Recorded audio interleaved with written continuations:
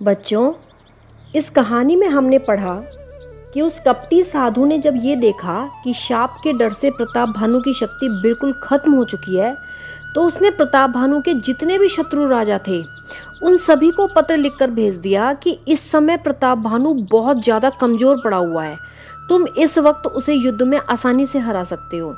ये पत्र देखकर सारे दुश्मन राजाओं ने प्रताप भानु से युद्ध करना शुरू कर दिया।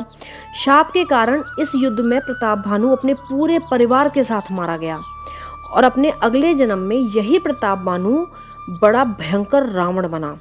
बच्चों, रावण के पिता जो थे वो एक ऋषि थे जिनका नाम था विश्रवा।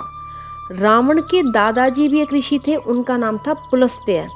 रावण की माँ एक राक्षसी थी जिसका नाम था कैकसी। रावण बड़ा ही प्रचंड और शूरवीर राक्षस बना। प्रताप भानु का एक छोटा भाई था अरिमर्दन, वो कुंभकर्ण राक्षस बना। उसका जो मंत्री था धर्मरुचि, वो रावण का सौतेला भाई विभीषण बना। विभीषण बहुत ज्ञानी था और प्रभु राम का बहुत भक्त था। जब इन तीनों भाइयों ने बहुत ज़्यादा कठिन तपस्या की तो ब्रह्मा जी ने इनसे वरदान मांगने को कहा। तो तीनों भाइयों ने अपनी अपनी बुद्धि के अनुसार ब्रह्मा जी से वरदान मांगा। रावण बहुत ज़्यादा लालची था, बहुत अहंकारी था, इसलिए उसने सबसे ज़्यादा शक्तिशाली होने का और मनुष्य और बंदर के अलावा किसी और के हाथों न मरने का वरदान मांगा।